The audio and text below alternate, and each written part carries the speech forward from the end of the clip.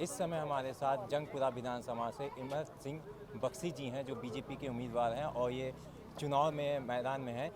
चलिए इनसे जानते हैं क्या रणनीति इन्होंने बनाई है विधानसभा चुनाव को लेकर। सर, विधानसभा चुनाव हो रहा है और आपको बीजेपी ने टिकट दिया है, आप पहली बार चुनाव में लड़ रहे हैं। ऐसे में आपको क्या लगता है कि यहाँ की जनता आपके साथ है? यहाँ की जनता का हमें भरपूर समर्थन मिल रहा है। हमारी यहाँ की जनता ने हमें एक विजन डॉक्यूमेंट जंगपुरा विधानसभा को दिया है। जनता ने उसे प्यार से उसे स्वीकारा है और जिस तरीके से उन्होंने उस विजन डॉक्यूमेंट में अपना इनपुट भी दिया है और मैनिफेस्टो में कुछ और इनपुट्स दिए हैं कि जहाँ की लोकल समस्याओं को कितनी बेहतरी से विधायक निधि से उसको समाधान हो, इसके बीच में हमें रखने के लिए बात कही गई है।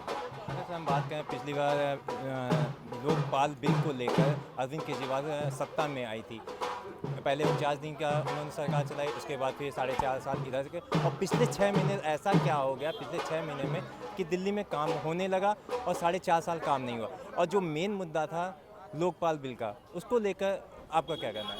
ये सरकार झूठ और फरेब पे बनी है, ये सरकार छल पे बनी है।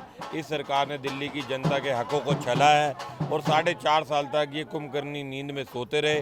अब जब चुनाव आया तो ये अपना एक मैनिफेस्टो के माध्यम से अपने लोक लुभावनी स्कीमों के माध्यम से लोगों को फिर छलना चाहते हैं। पर जनता इस बार समझ चुकी है, इन्हें आने वाले चुनाव में जिस तरह लोकसभा चुनाव में इनका वोट प्रतिशत 18% रह गया, उससे पहले निगम में ये बुरी तरह हारे। ये इस 2015 के बाद मतलब आप मानोगे तो कॉलेजों का चुनाव तक जीतने में इनकी जमानतें जब्त हुई है। इस बार दिल्ली की जनता इनकी जमानतें जब्त कराने जा रही है।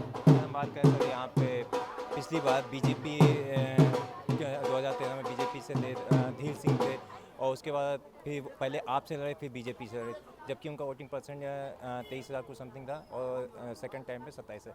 तो ऐसे में क्या लगता है कि ये पिछली बार जो आम आदमी पार्टी को वोटिंग इतना ज़्यादा हो गया, तो क्या लगता है इस बार बीजेपी वो परसेंट को बढ़ा सकेगी? मैं आपको बताता हूँ, इस विधानसभा में पिछला जो 2019 का लोकसभा का चुनाव हुआ है, यह विधानसभा भारतीय जनता पार्टी 17,000 मतों से जीती है। इससे पहले अगर आप तीनों निगमों का चुनाव देखेंगे तो यह विधानसभा हम 3,000 के करीब वोटों से जीते हैं।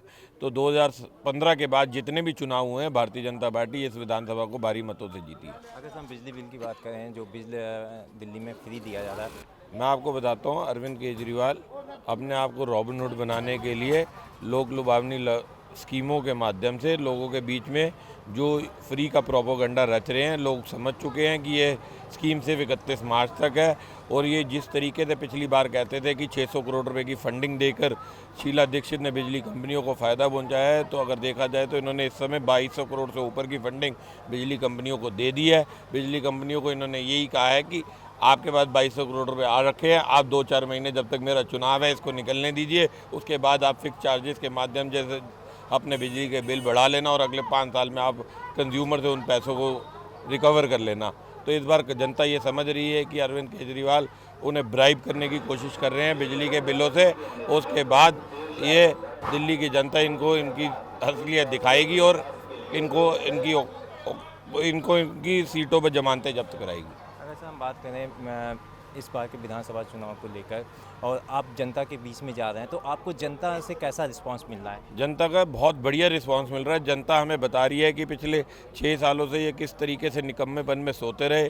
पिछले 15 साल से कांग्रेस ने विधानसभा का क्या हाल कर रखा है। आप अगर जाएंगे तो आप देखेंगे कि ये विधानसभा नई दिल्ली से जुड़ी हुई विधानसभा है और यहाँ पर अगर वो NDMC और लुटियन जोन जैसी फैसिलिटीज़ वहाँ पर है और यहाँ पर आप आज जाके देखोगे तो सीवर भरे पड़े हैं, पानी की समस्या है, यहाँ पे मूलभूत सुविधाओं के लिए जनता तरस रही है। क्या कुछ कहा इमरत सिंह बख्शी जी ने? इन्हें पूरा विश्वास है कि इस बार जनता बीजेपी को ही चुनेगी और ये चुनाव में जीत हासिल करेंगे और दिल्ली में बीजेपी की सरकार बनेगी।